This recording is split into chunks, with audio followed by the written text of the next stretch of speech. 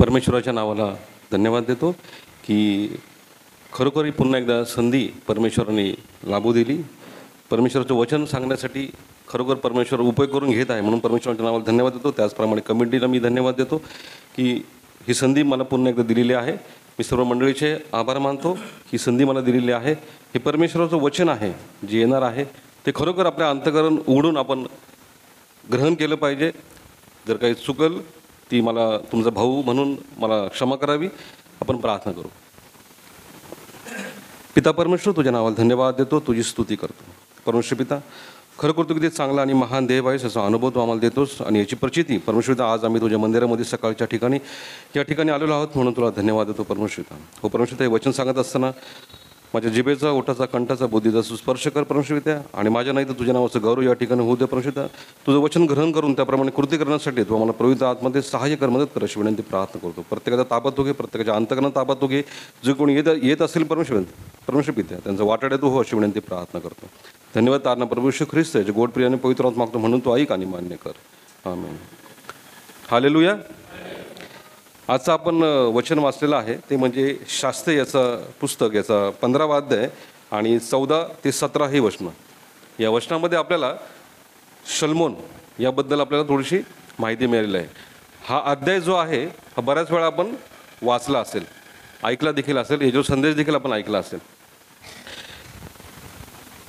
ह्यामध्ये एक गोष्ट आहे, आजचा जो संदेश आहे विशेष म्हणजे मंडळी याच्यावर देण्याचा प्रयत्न मी करणार आहे. परमेश्वर सांगत आहे की मंडळी कशी असावी. पूर्वीच्या काळी जे मंडळी होते, जे पत्रामध्ये आपण पाहतो की मंडळीला जो त्रास होता, मंडळीमध्ये जे वादविवाद होते ते पेत्रांनी प्रभू येशू ख्रिस्ताच्या माध्यमातून, त्याच्या वचनाच्या माध्यमातून, पवित्र आत्म्याच्या माध्यमातून कसे सोडवलेले आहेत, कशा पद्धतीने मंडळ्या स्थापन केलेल्या आहेत, कशा पद्धतीने मंडळीला आव्हान केलेलं आहे, कशा पद्धतीने मंडळीमध्ये सर्वजण एक रीतीने परमेश्वराची भक्ती केली पाहिजे अशी त्यांनी आखणी केलेली आहे. त्याचबद्दल आजच्या काळामध्ये, आजच्या जगामध्ये, आजच्या युगामध्ये, आजच्या दिवसांमध्ये परमेश्वर आपल्याला कशा पद्धतीने सांगत आहे की मंडळीमध्ये आपण कसं वागलं पाहिजे. आजचं वचन जे आहे ते थोडं तुम्हाला वाचलं की मग शास्त्रे थोडंसं वेगळं, मंडळी. तर या ठिकाणी एक उदाहरण म्हणजे शास्त्र्याचं पुस्तक याचा 15वा अध्याय 14 ते 17 ही वचनं आपण जर वाचलीत, पुन्हा एकदा मी वाचतो 14 ते 17. तो लेहीपर्यंत येऊन पोहोचला तेव्हा पलिष्ठी त्याला पाहून जयघोष करू लागले. इतक्यात परमेश्वराच्या आत्म्याने एकाएकी त्याच्यावर झडप घातली. त्याच्या दंडांना बांधलेले दोर अग्नीने जळलेल्या तागासारखे झाले आणि हाताची बंधने गळून पडली. ह्याच्या अगोदरचे जे आपण वचनं वाचले 9व्या अध्यायापासून ते पुढे 13व्या वचनापर्यंत की शमशोन जो आहे त्यांनी काय केलेलं आहे, पलिष्ठी जे आहे त्यांना कशा प्रकारे त्रास दिलेला आहे. ते पलिष्ठ लोकांनी काय केलं, उलटवार त्याच्यावर करण्याचा प्रयत्न करत आहे.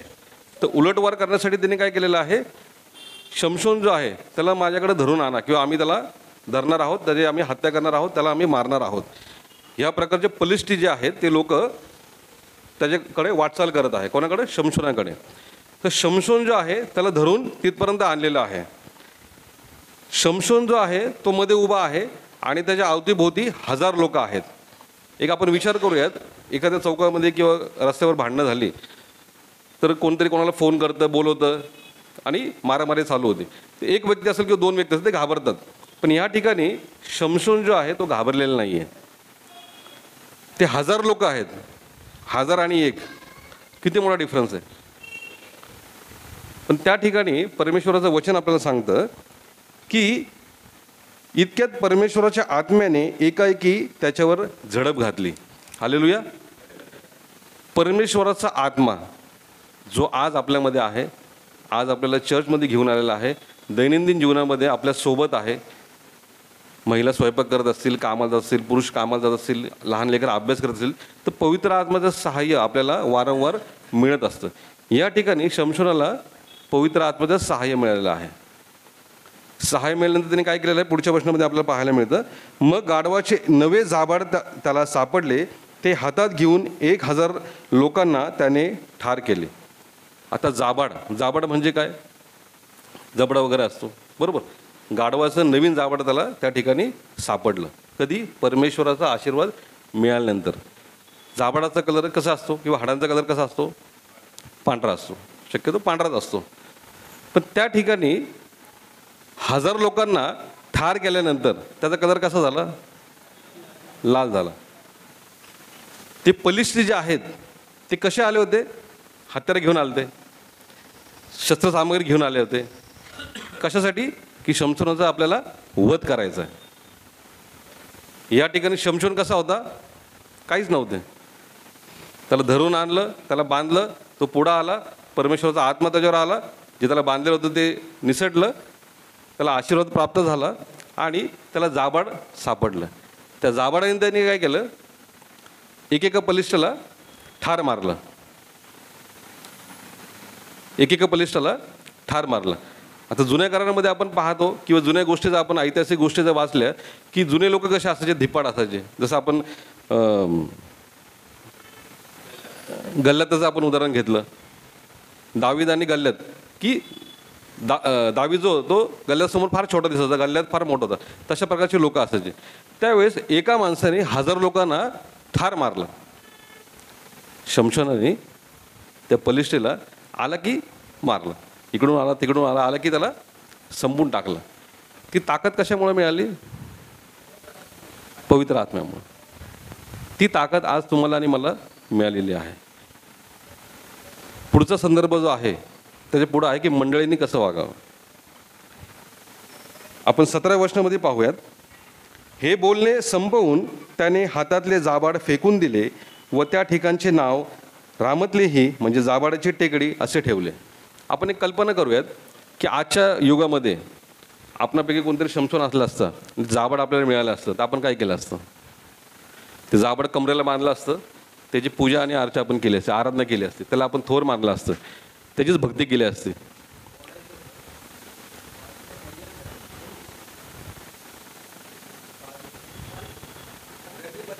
हो.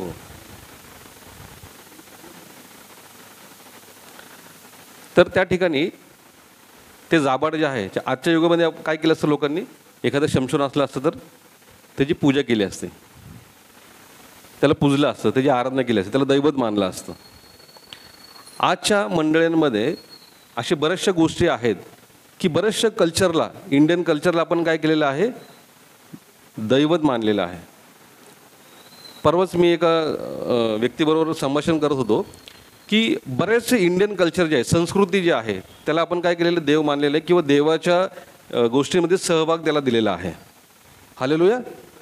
ही गोष्ट चुकीची आहे का बरोबर? ह्या जर पडताळणी आपण नंतर करूयात.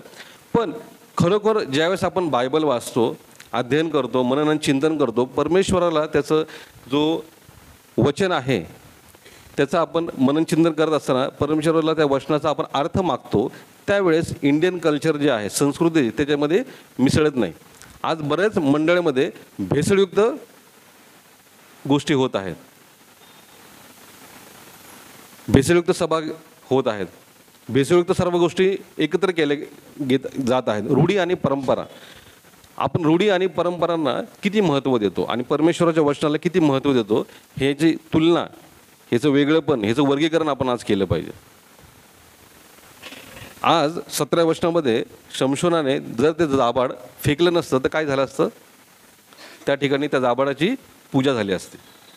आज बऱ्याच ठिकाणी बरेच प्रॉफिट तयार झालेले आहेत. आता कितीतरी प्रॉफिटमुळे लॉस पण होतो, हे लोकांना कळत नाही. का कळत नाही? कारण त्यांना देवाचं वचन माहीत नाही. परमेश्वराचं वचन जर तुम्ही ग्रहण केलं, परमेश्वराच्या आज्ञा जर तुम्ही पाळल्या, परमेश्वराच्या वचनाप्रमाणे जर तुम्ही चाललात, पवित्र आत्म्याला जर तुम्ही सहाय्य मागितलं, जो आपल्यामध्ये आपला वास करतो, तर तुम्हाला कोणत्याही प्रकारच्या अडचणी येणार नाहीत. 17व्या वचनामध्ये त्यांनी उत्तम काम केलेलं. शमशोनाने काय केलेलं आहे? त्यांनी जाबाड फेकून दिलेला आहे. आज आपल्यामध्ये असलेल्या रूढी आणि परंपरा, इंडियन कल्चर आपल्यामध्ये वसलेलं आहे. असं केलं पाहिजे, तसं केलं पाहिजे. आज बरेचसे जण कंपनीमध्ये काम करतात, ऑफिसमध्ये काम करतात, प्रसाद खाल्ला पाहिजे, नाही खाल्ला पाहिजे. त्यांच्यासमोर आपण येशू ख्रिस्ताची साक्ष म्हणून उभं राहिलं पाहिजे की मी प्रसाद खात नाही, आमच्या धर्मामध्ये चालत नाही. त्याचं कारण आपण त्यांना सांगितलं गेलं पाहिजे की आमच्या बायबलमध्ये हे लिहिलेलं आहे. बरेच लोक कंपनीमध्ये काम करतात, हळदी कुंकू करतात की नाही ना, ते त्यांना बरं वाटणार, त्यांना नाही किंवा बरं वाटणार नाही. करू नका. परमेश्वराचं आपल्याला वचन सत्य सांगतं. रूढी परंपरेमध्ये अडकून ठेवू नका. येशू ख्रिस्ताने आपल्या रूढी परंपरा लावलेली नाही आहे. येशू ख्रिस्ताने आपल्याला वधस्तंभाचं जीवन जे आहे वधस्तंभावर मिळालेले जे तारण जे आहे, वधस्तंभावर त्यांनी जे आपला जीव दिलेला आहे आणि त्यानंतर आपल्याला जीवन मिळालेलं आहे, हे आपल्याला बायबलमध्ये सांगितलेलं आहे. रूढी परंपरा सांगितलेल्या नाही आहेत. परमेश्वराने आपल्याला आज्ञा दिलेल्या आहेत. काय त्या आज्ञा दिलेल्या आहेत? आपण जाऊन जगामध्ये सुवार्ता सांगितले पाहिजे, ही आज्ञा दिलेली आहे. ना की जगामध्ये राहून आपण रूढी परंपरा पाळल्या पाहिजे. रूढी परंपरा जर आपण पाळल्या तर काय होईल? आपल्यामध्ये आणि जगातील इतर लोकांमध्ये फरक काय आहे हे समजणार नाही. आज बरेचसे आपले तरुणी जे आहेत किंवा मोठे लोक पण आहेत, जगामध्ये सामावलेले आहेत, जगाच्या रूढीप्रमाणे चालतात. कित्येक जण जे आहे त्यांचं वागणूक जी आहे ती लोकांना आवडेल अशी आहे, पण प्रभूला आवडेल अशी आहे का? प्रभूला जर आवडणारी नसेल तर आपण आपली साक्ष, परमेश्वराची जिवंत देवाची साक्ष लोकांपुढे आपण काय सांगणार आहोत? त्यांना येशू ख्रिस्त, जो जिवंत खरा येशू ख्रिस्त जो आहे तो कसा कळणार? लोकांमध्ये, जगामध्ये आणि ख्रिस्ती लोकांमध्ये फरक दिसला पाहिजे. ते जाबाड जे आहे, जे आपल्यामध्ये रूढी परंपरेचे जाबाड जे आहे ते आपण काय केलं पाहिजे? फेकून दिलं पाहिजे. ते आपल्या कमरेला किंवा आपल्या अंतःकरणामध्ये किंवा आपल्या घरामध्ये त्याचं वास्तव्य नाही पाहिजे. रूढी परंपरेचं भेसळयुक्त वातावरण मंडळीमध्ये नाही पाहिजे. मंडळीमध्ये फक्त काय पाहिजे? देवाचं वचन पाहिजे. हे केलं तर ह्याला बरं वाटेल, त्याला बरं वाटेल, असं करूयात, तसं करूयात, तसं नाही. देवाचं वचन आपल्याला काय सांगतं हे फार महत्त्वाचं आहे. देवाचं वचन जर आपण पाळत नाही तर देवाच्या आज्ञा आपण मोडतो, मग ते पाप आहे.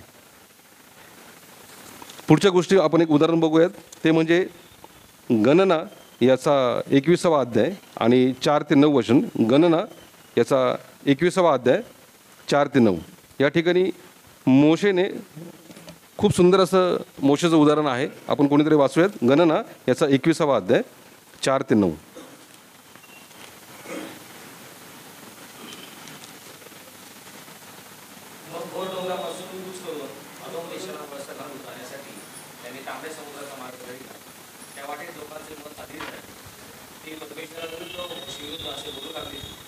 तुम्ही आम्हाला मिसर देशातून काढून या रानात मारायला कशाला आणले? येथे तर अन्न नाही व पाणी नाही, आणि हातचे अन्नाला आम्ही कंटाळलो. तेव्हा परमेश्वराने लोकांमध्ये आगे साप पाठवले. त्याच्या दंशाने इस्रायलातील बरेच लोक गेले. हे पाहून लोक मोशेकडे येऊन म्हणाले, परमेश्वराविरुद्ध बोलण्याचे पाप आम्ही केले आहे. तेव्हा हे साप आमच्यामधून काढून टाकण्यासाठी परमेश्वराची प्रार्थना करत. तेव्हा मोशेने लोकांसाठी प्रार्थना केली. परमेश्वर मोशेला म्हणाला, आग्या सापाची प्रतिमा करून गेंड्याच्या कामावर टाक, म्हणजे सर्पदंश आलेल्या कोणा माणसाने त्याच्याकडे पाहिले तर तो जगेल. मोशेने पितळेचा एक साप बनवून टाकला. तेव्हा सर्पदंश झालेल्या कोणी त्या पितळेच्या सापाकडे पाहिले म्हणजे तो जगेल. हालेलुया. या ठिकाणी 21वा अध्यायामध्ये आपल्याला पाहायला मिळतं, 4थं वचन जे आहे त्याचं हेडिंग जे आहे आगे साप. त्या काळी आगे साप जे आहे म्हणजे सापाचं काय काम आहे? तो चावतो. चावलं काय होतं? माणूस मरतो. सर्पदंश झाले, विष माणसाच्या अंगामध्ये येतं. तोच प्रकार या ठिकाणी होत होता. आगे साप जो आहे, त्यावेळेसचे लोक जे आहे ते देवाविरुद्ध वागत होते, एकमेकाची निंदा करत होते, त्या ठिकाणी देवाला न आवडणाऱ्या गोष्टी करत होते. त्यावेळेस आगे साप जे आहे, आपण या वचनामध्ये जर आपण वाचलं तर आपल्याला कशा पद्धतीने आगेसाप या ठिकाणी आलेला आहे आणि आगेसापाने काय काम केलेलं आहे हे पाहायला मिळतं. त्या ठिकाणचे लोक जे आहेत ते मरत होते. साप चावलं की लोक मरतात. एक उदाहरण मी देऊ इच्छितो. 10 वर्षापूर्वी मी एका ठिकाणी रेंटच्या घरामध्ये राहत होतो. तर त्या ठिकाणी नारळाचे 2-3 झाडं होते. त्यांनी ते कापले आणि तो कचरा बराच 2 महिने त्या ठिकाणी होता. त्या ठिकाणी मला सापाची पिल्लं आढळले. सापाची पिल्लं आढळल्यानंतर मी त्या घरमालकाला म्हटलं की इथं सापाची पिल्लं आहेत, एक तर तुम्ही ते पसारा काढा घाण सगळी, नाही तर मी घर सोडतो. तर त्यांचं मला एक उत्तर आलं की काय नाही, साप आहे, काही करत नाही. म्हटलं साप काय करत नाही? अहो साप चावतो म्हटलं. नाही काय करत नाही, हे साप काय करत नाही. म्हणजे भ्रमात राहू नये आपण की कोणी काही करत नाही. या ठिकाणी मला हे सांगायचं आहे की साप जो आहे तो चावतो, सर्पदंश झाल्यानंतर विष आपल्या अंगामध्ये येतं, माणूस मरतो. योग्य वेळी योग्य उपाय जर नाही केले तर माणूस मरतो. या ठिकाणी आगे साप आला, इंग्लिशमध्ये त्याला फायरी सर्पंट म्हटलेलं आहे. तो त्या ठिकाणी आला, त्या ठिकाणी लोक मरू लागले. काही लोक मोशेकडे गेले. मोशेकडे गेल्यानंतर लोक मोशेला म्हणाले की मोशे, या ठिकाणी सर्पदंश होत आहे, आगेसापाचं आगमन झालेलं आहे, लोक भरपूर प्रमाणात मरत आहेत, तर तू काहीतरी कर, देवाकडे प्रार्थना कर, याचना कर. तर मोशे परमेश्वराकडे गेला. परमेश्वराकडे जाऊन त्यांनी मागितलं की अशा गोष्टी होत आहे. परमेश्वराने त्याला आज्ञा केली की एक सर्प तयार कर आणि तो खांबावर टांग. मोशेने काय केलं, पितळीचा सर्प तयार केला आणि तो खांबावर टांगला. त्या ठिकाणी नंतर असं होऊ लागलं, तो पितळी सर्प जो आहे तो का टांगला, कारण जो सर्प दंश झालेला मनुष्य जो आहे किंवा व्यक्ती आहे, त्या व्यक्तीने त्या सर्पाला, टांगलेल्या सर्पाला जर पाहिलं तर काय होईल, त्याचं तर सर्पदंश झालेला जो विष आहे ते निघून जाईल आणि तो माणूस जगेल, असं वचनामध्ये आपल्याला पाहायला मिळतं. एक कल्पना करू, दोन व्यक्ती आहेत. दोन व्यक्ती, आता त्याची मागची जी स्टोरी म्हटलं पाहिली, मोशेने त्यांना या ठिकाणी आणलेलं आहे. ती कुरकुर करत आहे की त्या ठिकाणी बरं होतं, या ठिकाणी पाणी नाही आहे, रानामनात आणलं, तिथं कबरा नव्हत्या का, इथं पण कबरच आहे, असं तसं सगळ्या गोष्टी करत होते. तर साप मध्ये येऊन उभा राहिला दोन माणसांच्या मध्ये. जो चांगला म्हणतो नाही नाही, मोशेने चांगलं केलं, परमेश्वराने त्याला आज्ञा दिलेली आहे म्हणून मोशेने आपल्याला या ठिकाणी आणलेलं आहे. दुसरा कुरकुर करत आहे. ज्या माणसाने कुरकुर केली, मोशे विरुद्ध निंदा केली, इतर लोकांबद्दल निंदा केली, साप काय केलं, त्याला जाऊन डसला. डसल्यानंतर काय झालं, माणूस मरत होता. पण मरता मरता जर त्या टांगलेल्या सर्पाकडं, पितळी सर्पाकडं जर पाहिलं तर काय होत असेल, तो जगत होता, तो मरत नव्हता. या ठिकाणी पुढच्या काही वर्षामध्ये जर आपण पाहिलं, दुसरे राजे याचा 18वा अध्याय 1 ते 4 ही वचनं. दुसरे राजे याचा 18वा अध्याय 1 ते 4 वचनं, 478 पान नंबर 478. थोडी इंटरेस्टिंग गोष्ट आहे सर्पाबद्दल.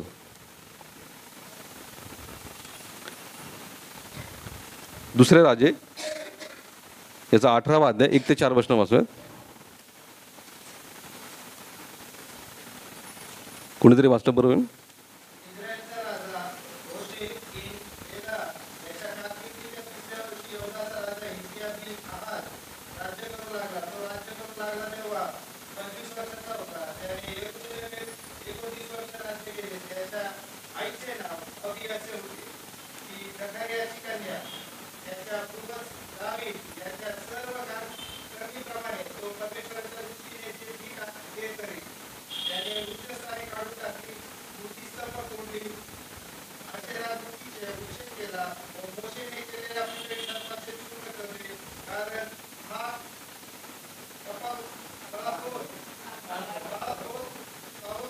इस्रायल लोक त्यापुढे दूर जाळीत असत. त्या नहुशातान पितळाचा तुकडा हे नाव दिले होते. हालेलुया. या ठिकाणी आपल्याला काय पाहायला मिळतं, त्या सर्पापुढे त्यांनी काय केलं, धूप जाळत होते. या ठिकाणी या लोकांनी काय केलेलं आहे, परमेश्वरांनी मोशेला सर्प दिला, एक अँटी बॉडी आपण म्हणतो ना, अँटीडोस म्हणतो, त्या संदर्भात आपल्याला परमेश्वरांनी मोशेला सर्प दिलेला आहे. तो सर्प टांगलेला आहे, त्याचं काम झालेलं आहे. पण कालांतराने काही दिवसानंतर काय झालेलं या ठिकाणी आपल्याला पाहायला मिळतं, त्याची मूर्तीपूजा होऊ लागलेली आहे. त्या सर्पापुढे धूप जाळत आहे. लोकांनी काय केलेलं आहे, परमेश्वराच्या नावाला खाली टाकलेलं आहे, परमेश्वराच्या नावाला उंच केलेलं नाही आहे. या ठिकाणी जो उंच सर्प आहे त्याला लोकांनी काय केलेलं आहे, धूप जाळत होते, त्याची पूजा करत होते, त्याची याचना करत होते, त्याची आराधना करत होते. परमेश्वर आपल्याला हेच या अध्यायामध्ये सांगत आहे की जसं शमशोनाने ते जाबाड फेकून टाकलं, त्यानंतर पुढं आपल्याला काय सांगते, पितळेचा जे तुकडा जो आहे ते नेस्तनाबूत केलेला आहे. आपल्या जीवनामध्ये, आपल्या घरामध्ये, आपल्या मंडळीमध्ये जर रूढी आणि परंपरा असतील तर ते आपण काय केलं पाहिजे, काढून फेकून दिलं पाहिजे, ना की या अध्यायाप्रमाणे आपण त्याच्यासमोर धूप जाळले पाहिजे. कित्येकदा आपण मन सांभाळण्यासाठी काही गोष्टी चांगल्या करत असतो की नाही, थोडं याला बरं वाटेल म्हणून आपण असं करत. पण परमेश्वराचं काय, येशू ख्रिस्ताचं काय, त्याला आनंद होईल का, तुम्हाला मला जो आत्मा दिलेला आहे त्याला आनंद होईल का, त्या स्वर्गामध्ये आनंद होईल का. ज्या वेळेस आपण देवाच्या वचनाप्रमाणे चालतो, देवाने सांगितलेल्या गोष्टी आपण जर करतो तर स्वर्गामध्ये आनंद भरपूर होतो. लोकांना आनंद नाही झाला तरी चालेल, पण त्या स्वर्गामध्ये तुमच्या आणि माझ्यासाठी आनंद झाला पाहिजे. खरोखर आपण तसं वागतो का? आज रूढी परंपरेमध्ये आपण किती ग्रासलेलो आहोत. आज कित्येक ठिकाणी मी बघतो, कित्येक ख्रिस्ती कुटुंब आहेत, दिवाळी आली बाहेर दिवा लावायचा, हा सण आला तो सण आला, नाही थोडं त्यांना बरं वाटेल. पण आपण वचन घेऊन त्यांच्या घरामध्ये जातो का? त्यांना वचन सांगतो का? आज ही गोष्ट आपल्याला करायची आहे. देवाने आपल्याला सुवार्ता सांगायला सांगितलेली आहे, ना की रूढी परंपरा आपल्या कमरेला बांधायला सांगितलेलं आहे. रूढी परंपरेला आपल्याला पूजा अर्चा करायची नाही आहे. आपल्याला जे खरं वचन आहे, येशू ख्रिस्त पुन्हा येणार आहे, ते वचन आपल्याला गाजवायचं आहे. हालेलुया. वचन आपण कशा पद्धतीने गाजवू शकतो? आराधना करू शकतो, गीत गाऊ शकतो, परमेश्वराचं वचन मोठ्याने वाचू शकतो, स्ट्रॅक्स वाटू शकतो. जे आपले शेजारी आहे, कामातला शेजारी असेल, आपलं कलिग असेल, त्यांना आपण देवाचं वचन सांगू शकतो. या पद्धतीने आपण देवाची सुवार्ता जी आहे ती सांगू शकतो, ना की आपण त्यांच्यामध्ये इन्वॉल्व झालं पाहिजे. आपण त्यांच्यामध्ये जर इन्वॉल्व झालो, त्यांच्या परंपरेमध्ये जर इन्वॉल्व झालो, तर त्यांच्या त्याने आपल्यामध्ये फरक समजणार नाही. आपण ख्रिस्ती आहोत ही साक्ष त्यांच्या पुढे कधी येणारच नाही. आपला देव काय सांगत आहे हे त्यांना कधी कळणारच नाही. वचन काय आहे, सत्य वचन काय आहे, परमेश्वर काय येणार आहे, आपल्या न्यायनिवाडा कधी होणार आहे, कसा होणार आहे, हे त्यांना कधी कळणारच नाही. त्यांना हेच वाटेल की ते तुम्ही आणि मी सारखेच आहोत. आपल्या कृतीमधून, आपल्या दैनंदिन जीवनातून आपली साक्ष लोकांपुढं आपण ठेवली पाहिजे आणि ख्रिस्त त्यातून काय केलं पाहिजे, गाजवला पाहिजे. या ठिकाणी आपण पुढच्या अजून एक रूढी परंपरा आपण बघूयात. योहानकृत शुभवर्तमान याचा 4था अध्याय आणि 6 ते 15 ही वचनं. योहानकृत शुभवर्तमान याचा 4था अध्याय याची 6 ते 15 ही वचनं आपण बघूयात.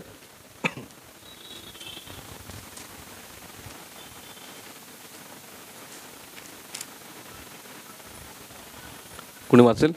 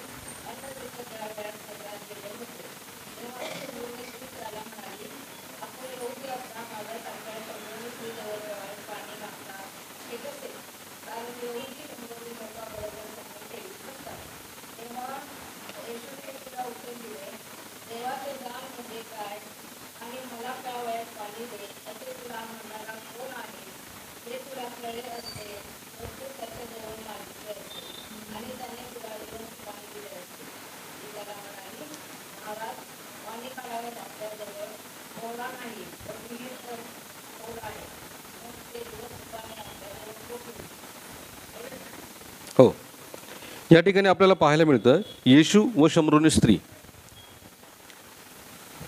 त्या ठिकाणी त्या काळामध्ये असं होतं की स्त्री आणि पुरुष रस्त्यामध्ये बोलत नसायचे. मग सख्खे बहीण भाऊ जरी असेल तरी ते रस्त्यामध्ये बोलत नसायचे.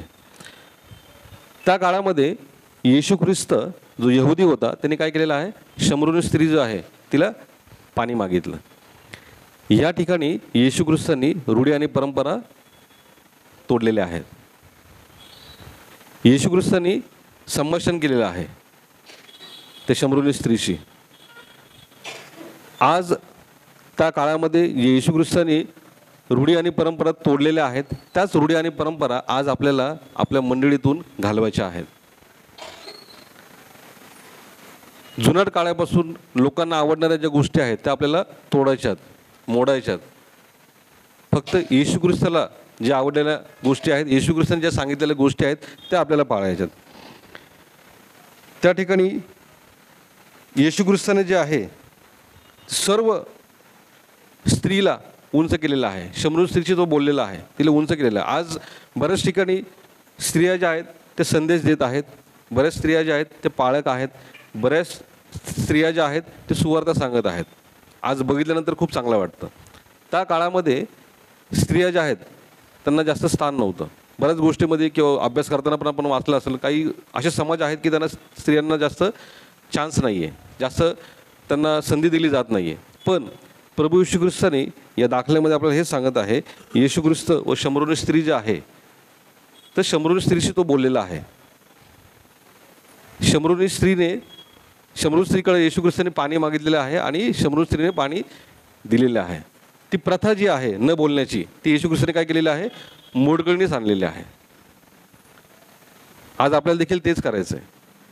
आज बहिणींना, मातांना विनंती आहे की त्यांनी देवाचं वचन जे आहे ते इतरांपर्यंत, आपल्या शेजाऱ्यांपर्यंत, लोकांपर्यंत आज सांगितलं पाहिजे. कारण परमेश्वराने आपल्याला ते वचन दिलेलं आहे, तुम्हाला हक्क दिलेला आहे वचन सांगण्यासाठी.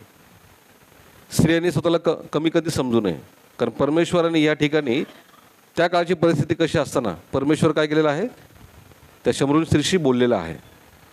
ती प्रथा त्यांनी मोडलेली आहे. तर आज आपण लपून न राहता परमेश्वराच्या नावाची घोषणा आपण केली पाहिजे. परमेश्वराचं वचन आज आपण सांगितलं पाहिजे. ते वचनाचं आपण मनन आणि चिंतन केलं पाहिजे. त्या वचनाप्रमाणे आपण कृती केली पाहिजे. असं विचार नाही केला पाहिजे की फक्त पालक म्हणजे पुरुषच होऊ शकतात किंवा पुरुष संदेश सांगू शकतात, असं काही नाही. स्त्रिया पण संदेश सांगू शकतात. आज कित्येक स्त्रियांनी या ठिकाणी येऊन संदेश दिलेला आहे. कित्येक ठिकाणी आज बाहेर संदेश देत आहेत, सुवार्ता सांगत आहेत. ती सुवार्ता आज आपण सांगितली आहे. स्त्री म्हणून मी फक्त चूल आणि मूलच बघणार, फक्त मी घरच्याच गोष्टी बघणार, माझ्या पतीला मी खुश ठेवणार, ह्या गोष्टी नाही. तर परमेश्वराचा आदर आपण केला पाहिजे. परमेश्वराचं जे वचन आपल्याला दिलेलं आहे, जी प्रथा जी मोडलेली आहे, ते प्रथेला आपण काय केलं पाहिजे, आपण त्याला हातभार दिला पाहिजे आणि आपण जाऊन सुवार्ता सांगितली पाहिजे. स्त्रियाने विनंती आहे की त्यांनी जाऊन सुवार्ता सांगितली पाहिजे, आराधना केली पाहिजे. तरच परमेश्वराचा गौरव होईल. परमेश्वराचा जो आशीर्वाद आपल्याला मिळालेला आहे तो आणखी दुप्पट होईल. या ठिकाणी आपण 3 गोष्टी पाहिलेल्या आहे. शमशोनाची गोष्ट पाहिलेली आहे, मोशेची गोष्ट पाहिलेली आहे, शमरोनी स्त्रीची गोष्ट पाहिलेली आहे. जाबाडाची गोष्ट पाहिली, ते फेकून दिलं, बरोबर, त्याची पूजा अर्चा केलेली नाही आहे. त्याचप्रमाणे जो सर्प आहे त्याची पूजा अर्चा होत होती, तो देखील नासधूस केलेला आहे.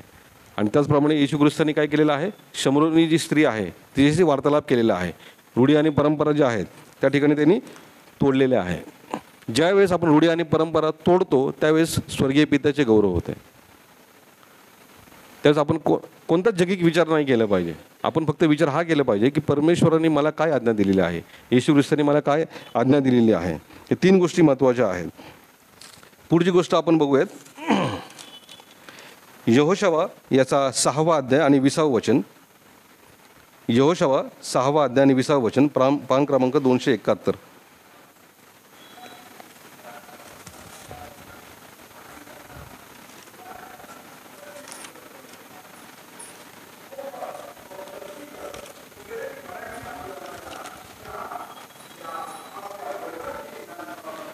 यहोशवा याचा 6वा अध्याय आणि 20वा वचन, पान क्रमांक 271. कोणी वाचव.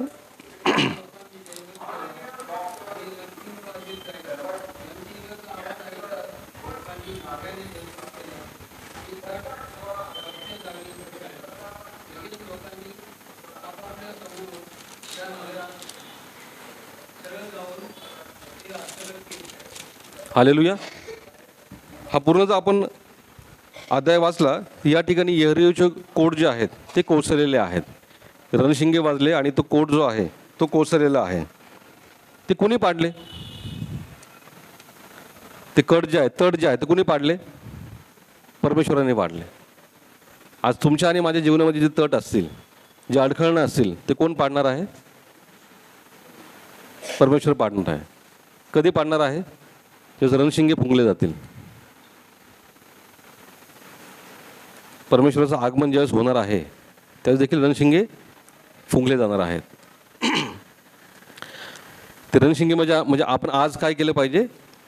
प्रार्थना केली पाहिजे, उपास केले पाहिजे, गुढीवर आलं पाहिजे, देवाला आवडणाऱ्या गोष्टी केल्या पाहिजेत. तर आपल्या जीवनातले जे तट असतील ते काय होतील? कोसळतील. ते तट जे आहेत ते तुटतील. आपल्यामध्ये जे निराशा आहे, आपल्यामध्ये जे काही अडचणी आहेत, आपल्यामध्ये जे काही संकट आहेत, ते परमेश्वराकडे आपण याचना केल्यानंतर ते तट जे आहेत ते काय होतील? कोसळतील. हालेलुया. नक्कीच कोसळतील का नाही? तर आपण काय केलं पाहिजे? प्रार्थनामय जीवन आपण जगलं पाहिजे. करुणी परंपरेचं जीवन जगलं पाहिजे. प्रार्थनामय जीवन जर आपण जगलो तरच जे तट आहेत ते काय होतील?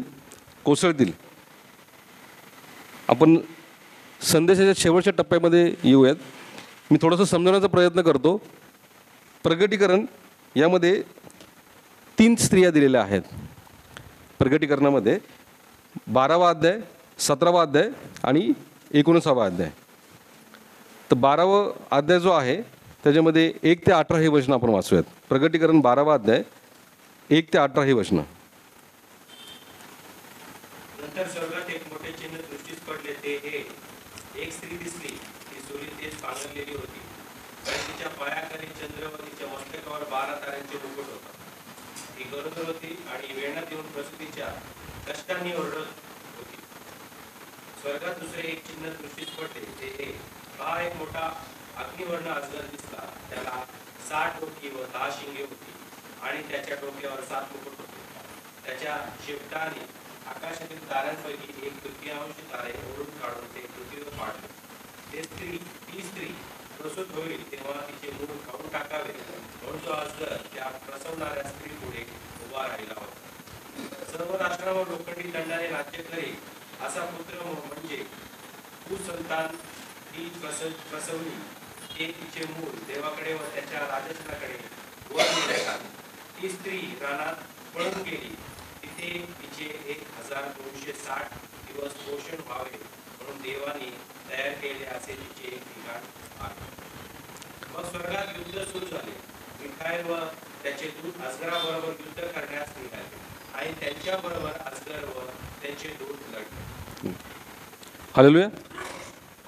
या ठिकाणी आपल्याला 12वा अध्याय, 17वा अध्याय आणि 19वा अध्याय यामध्ये 3 स्त्रिया दिलेल्या आहेत. 12व्या अध्यायामध्ये स्त्री आणि अजगर, 17वा अध्याय याच्यामध्ये श्वापदावर बसलेली स्त्री, आणि 19वा अध्याय याच्यामध्ये सजवलेली स्त्री. या 3 स्त्रियांबद्दल आपल्याला प्रगटीकरणामध्ये सांगितलेलं आहे. त्यामध्ये आपल्याला 12वा अध्यायामध्ये इस्रायल राष्ट्र दिसतं, 17व्या अध्यायामध्ये बाबेल नगरी, आणि 19व्या अध्यायामध्ये मंडळी हे पाहायला मिळत आहे. 12व्या अध्यायामध्ये आपण आत्ताच वाचल्याप्रमाणे स्त्री आणि अजगर, ती जी स्त्री होती ती गरोदर होती. तिच्या मस्तकावर 12 ताऱ्यांचा मुकुट होता. ती सूर्यतेज पांघरलेली होती. ती रानातून पळत होती. अजगर तिच्या मागं होता. 14व्या वर्षामध्ये आपण जर पाहिलं, तिला मोठ्या गरुडाचे 2 पंख देण्यात आले होते. तिची प्रसूती झाली आणि स्वर्गातून तिचं बाळ घेण्यात आलं. या ठिकाणी 17व्या अध्यायामध्ये बाबेल नगरी श्वापदावर बसलेली जी स्त्री आहे त्याबद्दल दिलेलं आहे. त्या ठिकाणी बाबेल नगरी कशी कोसळलेली आहे हे आपल्याला पाहायला मिळतं. आणि 19व्या वचनामध्ये, 19व्या अध्यायामध्ये आपल्याला हे पाहायला मिळतं की मंडळी, प्रभू श्री ख्रिस्त या 3 अध्यायामध्ये आपल्याला हे सांगू इच्छितो की आपली जी मंडळी आहे म्हणजे वधू, येशू ख्रिस्त कोणासाठी येणार आहे? वधूसाठी येणार आहे, म्हणजे मंडळीसाठी येणार आहे. तर 19व्या वचनामध्ये आपल्याला पाहायला मिळतं की आपण कशा पद्धतीने आपण प्रभूसमोर सादर झालो पाहिजे. ह्यानंतर स्वर्गातील मोठ्या जनसमुदायाची जशी एक मोठी वाणी मी ऐकली, ती म्हणाली, हालेलुया, तारण, गौरव व सामर्थ्य ही आमच्या देवाची आहेत, कारण त्याचे न्यायनिर्बंध सत्याचे व नीतीचे आहेत. ज्या मोठ्या कलावंतीने आपल्या जार कर्माने पृथ्वी भ्रष्ट केली, तिचा न्यायनिवाडा त्याने केला आहे, आणि आपल्या दासांच्या रक्ताबद्दल तिचा सूड घेतला. तो दुसऱ्यांदा म्हणाला, हालेलुया, तिचा धूर युगोनुग वर चढत आहे. तेव्हा ते 24 वडील व ते 4 प्राणी उपडे पडून राजासनावर बसलेल्या देवाला नमन करताना म्हणाले, आमेन, हालेलुया. इतक्यात राजासनापासून वाणी झाली. ती म्हणाली, अहो आमच्या देवाची भीती बाळगणाऱ्या सर्व लहानथोर दासांनो, त्याचे स्तवन करा. जेव्हा जणू काय मोठ्या समुद्राची वाणी अनेक जलप्रवाहांना ध्वनी व प्रचंड मेघगर्जनाचा ध्वनी मी ऐकला. तो म्हणाला, हालेलुया, कारण स्वर्गात सर्वसमर्थ आमचा प्रभू देव ह्याने याचे राज्य हाती घेतले आहे. आपण आनंद व उल्हास करू व त्याचे गौरव करू, कारण कोकऱ्याचे लग्न निघाले आहे आणि त्याच्या नवरीने स्वतःला सजविले आहे. या ठिकाणी 7व्या वचनामध्ये आपल्याला पाहायला मिळतं, कोकऱ्याचे लग्न निघाले आहे आणि नवरीने स्वतःला सजविले आहे. नवरी म्हणजे मंडळी, वधू, तिने सजविले आहे.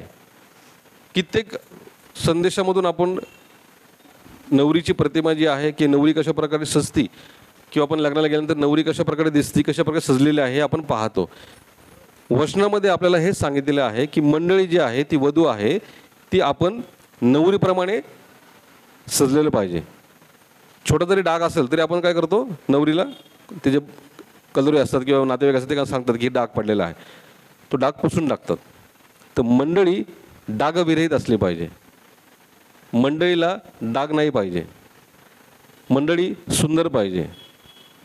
ह्या गोष्टी केव्हा होतील, ज्यावेळेस देवाचे वचन आपण पाळू, देवाच्या वचनाप्रमाणे आपण चालू. या तिन्ही स्त्रिया शेवटच्या काळात तयारी करत होत्या, मंदिर बांधण्याची तयारी करत होत्या. आज आपण पाहतो त्यावेळेस पण बाबेल नगरी बांधत होते. आजही बाबेल नगरी बांधत आहे. परमेश्वराचं भविष्य जे आहे ते खरं होत आहे. 12व्या वचनामध्ये आपल्याला पाहायला मिळतं, अलास्का मॉस्को हे तोडून मंदिर बांधायचं काम या ठिकाणी सुरू होणार आहे आणि सुरू झालेलं आहे. हे आपल्याला वचनाप्रमाणे सांगतं. ह्यांनी भविष्यवाणी आहे ती खरी ठरत आहे. परमेश्वराचं वचन त्याचा काना मात्र कधी खोडला जाऊ शकत नाही. परमेश्वराने केलेली भविष्यवाणी जी आहे ती पूर्ण होत आहे. आज त्या ठिकाणी मंदिर बांधत आहे. हे तिन्ही मंडळ्या ज्या आहेत ह्या एकत्र येत आहेत, पण याच्यामध्ये त्यांची अपेक्षा किंवा त्यांचं धोरण काय आहे की येशू ख्रिस्त जो आहे तो येणार आहे. येशू ख्रिस्त आमच्यासाठी येणार आहे. पण 17व्या अध्यायामध्ये जी मंडळी आपल्याला पाहायला मिळते बाबेल नगरीप्रमाणे, ती म्हणजे अँटिक्राइस्ट. याच्यामध्ये अनेक खोटे संदेश जे आहेत, अनेक खोट्या मंडळ्या ज्या आहेत त्याच्यामध्ये आहेत. आज आपण खरा ख्रिस्त जो आहे तो समजून घेण्याचं तळमळ केली पाहिजे. आज परमेश्वराकडे आपण आलं पाहिजे. खरा ख्रिस्त कोण आहे, खरी मंडळीमध्ये आपण जातो का, खरी मंडळीसाठी ख्रिस्त येणार आहे ते खरी मंडळीमध्ये आम्ही जातो का, त्या खरी मंडळीचे आम्ही उपासक आहोत का, ती खरी मंडळी जी आहे ती देवाला आवडणारी मंडळी आहे का, का त्यामध्ये रूढी आणि परंपरा आहे. या ठिकाणी 3 मंडळ्या आपल्याला पाहायला मिळतं. मी थोडं सांगण्याचा तुम्हाला प्रयत्न करत आहे. हे 3 मंडळ्या ज्या आहेत हे तयारी करत आहे प्रभू येशू ख्रिस्ताच्या आगमनाची. पण प्रभू येशू ख्रिस्त जो आहे तो वधूसाठी येणार आहे. ती वधू म्हणजे तुम्ही आणि मी आहे, ही मंडळी आहे. मंडळीमध्ये आवडणाऱ्या गोष्टी आपण करतो का फक्त लोकांना आवडणार अशा गोष्टी करतो, रूढी आणि परंपरा. आज या ठिकाणी बरेच गोष्टी ज्या आहेत त्या आपल्याला पाहायला मिळतात. त्या म्हणजे सोशल मीडिया जे आहेत, इंटरनेट जे आहे ते कशा प्रकारे वाढत आहे. आज AI जे ॲप्लिकेशन आहे ते ॲप्लिकेशन प्रत्येकाच्या मोबाईलमध्ये आहे. नवीन नवीन सॉफ्टवेअर आहेत, तर नवीन नवीन सॉफ्टवेअरला अनेक गेम्स आहेत. अशा गेम्सला अनेक लोक बळी पडत आहे. ते कशाचं प्रतीक आहे, अँटिक्राइस्ट. की लोकांनी देवाच्या वचनापासून दूर जावं, लोकांनी देवाच्या वचनावर भरोसा ठेवू नये, लोकांनी देवाकडे येऊ नये, देवाची प्रार्थना करू नये, देवाला वेळ देऊ नये, देवाचे वचन वाचण्यासाठी वेळ देऊ नये, मंदिरात जाऊ नये. यासाठी ज्या अशा गोष्टी चालू आहेत त्याचं उदाहरण म्हणजे कोरोना व्हायरस. आज कोरोना व्हायरसचा थोडासा अभ्यास केला किंवा काही मागील दिवसांमध्ये आपण पाहिलं की जो अँटीडोस देण्यात आला, अँटीडोस देण्यासाठी प्रत्येक व्यक्तीला कसं तयार करता येईल त्यासाठी कोरोना व्हायरस आलेला आहे. वटवागळामुळे तो आलेला नाही आहे. काही बातम्या जर आपण पाहिल्या, काही अभ्यासाचं पुस्तक आपण जर पाहिले, काही इंटरनेटवरही काही गोष्टी जर आपण पाहिल्या, तर वटवाघामुळे नाही तर वन वर्ल्ड गव्हर्नमेंट हे जे धोरण आहे हे आपण ऐकत आहोत. वन करन्सी, एकच गव्हर्नमेंट होणार आहे जगामध्ये, एकच गव्हर्नमेंट होणार आहे. 666 आकडा जो आहे, बरंच संदेशाच्या माध्यमातून ही गोष्टी आपण ऐकलेल्या आहेत. ते भविष्यवाणी जे आहे प्रगटीकरणामध्ये दिलेले आहेत. या 3 मंडळे आहेत, हे आपल्या जगामध्ये आज पवित्र वचन जे आहे ते खरं ठरत आहे. आज काही दिवसानंतर, काही वर्षानंतर अशा गोष्टी होतील की मंदिराच्या बाहेर काही लोक उभे राहतील आणि ते म्हणतील की तुमच्या कपाळावर 666 शिक्का मारण्यात येणार आहे. बरेच लोक आहेत ते म्हणतील आम्ही मारून घेतो कारण आम्ही गव्हर्नमेंट सर्वंट आहोत किंवा आमच्या घरी मुलं बाळं आहेत. बरेच लोक मंडळी जी आहे मंदिरामध्ये बसलेले असेल ती देवालाच मानण्याच्या गोष्टी करणार. बरेच पाळक आहेत, बरेच संदेश असतील, ते ओरडून देवाचं वचन सांगतील की खरा ख्रिस्त काय आहे, जीवन काय आहे, 666 मध्ये जीवन आहे का देवाच्या वचनामध्ये जीवन आहे का स्वर्गामध्ये जीवन आहे, काय जीवन आहे, हे संदेश ते पाळक ओरडून सांगतील. बरेचसे लोक जे आहेत रायफली घेऊन, हत्यारं घेऊन त्या बलिष्ठसारखे मंदिराच्या बाहेर थांबतील की 5 वाजेपर्यंतची वेळ आहे, 6 वाजेपर्यंतची वेळ आहे, तुम्ही शिक्का मारून घ्या, नाहीतर तुमचं काही खरं नाही, आम्ही तुम्हाला मारून टाकू. पण बरेचसे ख्रिस्ती विश्वासाचे लोक जे आहेत, जे वचन पाळतात, जे वचन ऐकतात, जे वचनावर विश्वास ठेवतात, ते कृतीप्रमाणे काय करतील की मंदिरात बसून राहतील आणि देवाची याचना करतील. ते लोक पुन्हा पुन्हा येतील. 4:45 वाजलेत, 5ला 5 कमी आहेत, 5ला 1 मिनटं कमी आहेत, तुम्ही आता तयारी करा. पण देवाचे लोक जे आहेत ते काय करतील, देवाच्या वचनावर ठाम राहतील. त्यावेळेस रणशिंगे जे आहेत ते फुंकले जातील, येशू ख्रिस्ताचं आगमन होईल आणि त्यावेळेस जे बाहेर असणारे लोक आणि आपल्यामध्ये नक्कीच फरक दिसणार आहे. आज आपण त्यांना जाऊन सांगणार की आता मला मार, पण तो मारू शकत नाही, कारण परमेश्वराचं गौरव त्या ठिकाणी होणार आहे. परमेश्वराचं आगमन आपल्या मंडळीसाठी होणार आहे.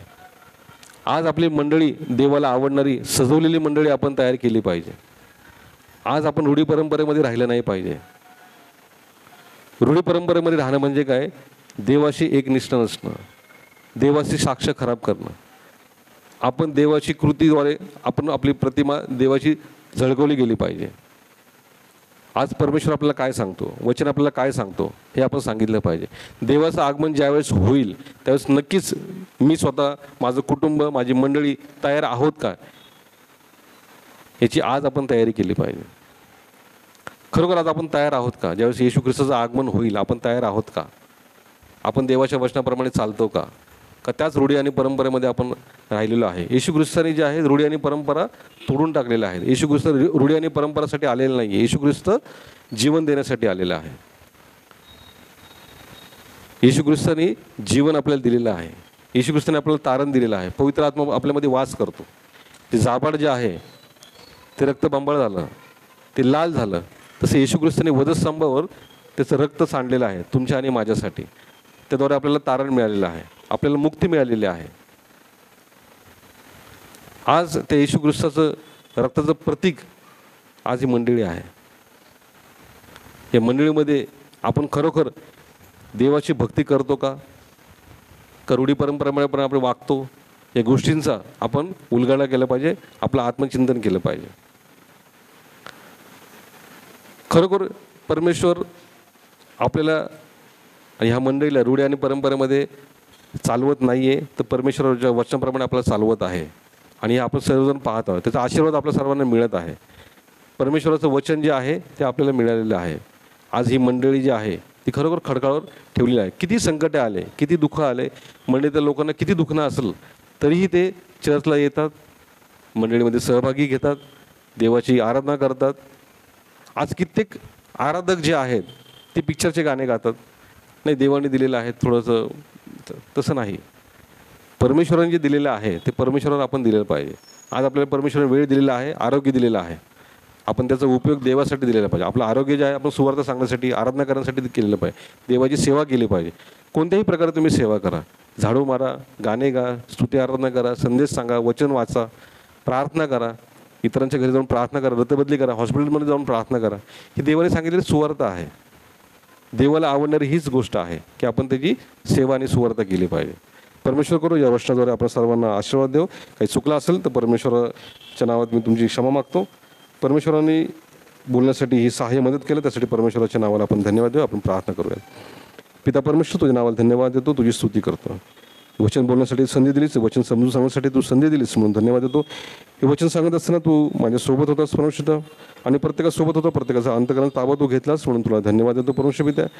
हे वचन परमेश्वर आमच्या अंतकरणात ठेवण्यासाठी, आमच्या अंतकरणात जपून ठेवण्यासाठी तू या अंतकरणाभोवती परमेश्वर द्या पवित्र आत्म्याचं कुंपण असू दे अशी विनंती प्रार्थना करतो. प्रत्येकाचा ताबा तू घे, प्रत्येकाच्या अंतकरणात ताबा तू घे, आणि वचनाप्रमाणे कृती करण्यासाठी तू आम्हाला सहाय्य मदत कर पवित्र आत्म्यामध्ये अशी विनंती प्रार्थना करतो. धन्यवाद. तारणा प्रभू येशू ख्रिस्त याचे गोड प्रियाने पवित्र म्हणून तू ऐक आणि मान्य कर. आमेन.